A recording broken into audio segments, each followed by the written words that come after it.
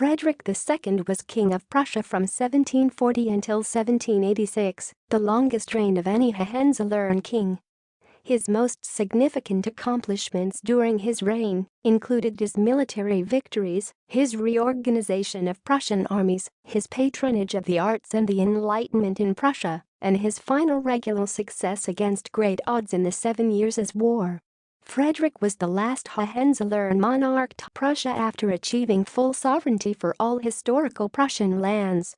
Prussia had greatly increased its territories and became a leading military power in Europe under his rule. He became known as Frederick the Great and was affectionately nicknamed Der Alte Fritz by the Prussian and later by all German people. In his youth, Frederick was more interested in music, philosophy, and men than the art of war. He attacked Austria and claimed Silesia during the Silesian Wars, winning military acclaim for himself in Prussia. Toward the end of his reign, Frederick physically connected most of his realm by acquiring Polish territories in the First Partition of Poland. He was an influential military theorist whose analysis emerged from his extensive personal battlefield experience and covered issues of strategy, tactics, mobility, and logistics. Considering himself the first servant of the state, Frederick was a proponent of enlightened absolutism.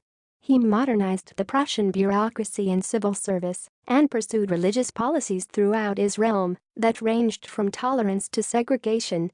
He reformed the judicial system and made it possible for men, not of noble stock, to become judges and senior bureaucrats. Frederick also encouraged immigrants of various nationalities and faiths to come to Prussia. Some critics, however, point out his subjects during the First Partition. Frederick supported arts and philosophers he favored, as well as allowing complete freedom of the press and literature. Frederick is buried at his favorite residence, Sanssouci in Potsdam. Because he died childless, Frederick was succeeded by his nephew, Frederick William II, son of his brother, Augustus William. Nearly all 19th-century German historians made Frederick into a romantic efficiency, devotion to duty and success in building up Prussia to a great power in Europe. Historian Leopold von Ranke was unstinting in his praise of Frederick's heroic life, inspired by great ideas, filled with feats of arms, immortalized by the raising of the Prussian state to the rank of a power. Johann Gustav Droysen was even more extolling.